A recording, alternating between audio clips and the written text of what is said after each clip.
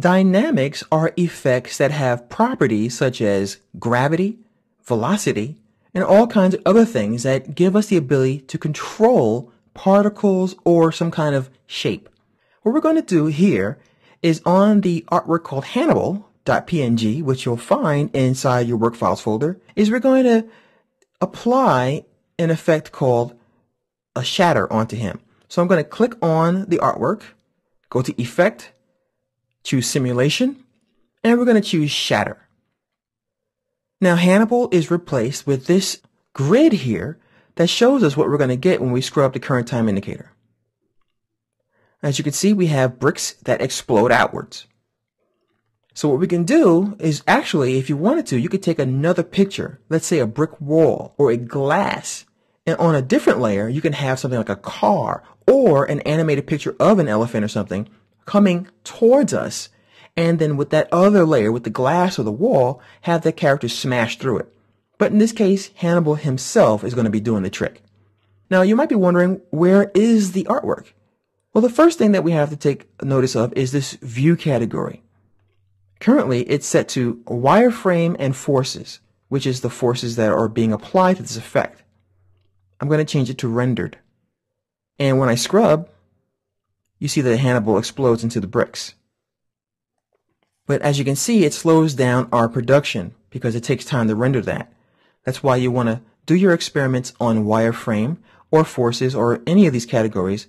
And then when you're done, look at the rendered version. Now what we can do, if we don't want to see bricks here, is we can twirl open the shape category, and where it says pattern, you'll see that you can choose all kinds of cool things. Some of them rather crazy. For example, eggs. Adobe, really? Eggs? So I'm going to go ahead and show you that we have a bunch of crazy eggs going everywhere.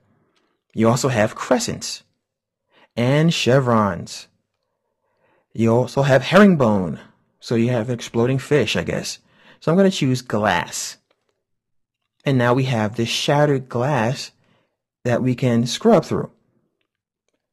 Now you might notice the glass is kind of thick, like slices of bread instead of glass.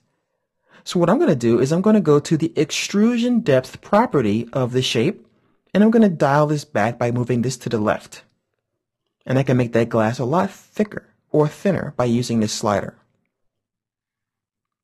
So I'm going to go ahead to right around there, and that looks pretty good. I'll go back to render just to see what it looks like. Much better. Back to wireframe mode.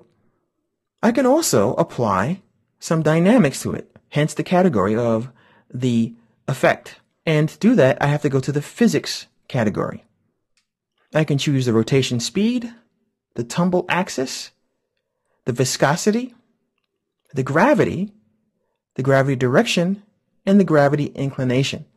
So for gravity, I'm going to go ahead and move this slider all the way to the right, and you'll notice we add a whole bunch of gravity to this effect.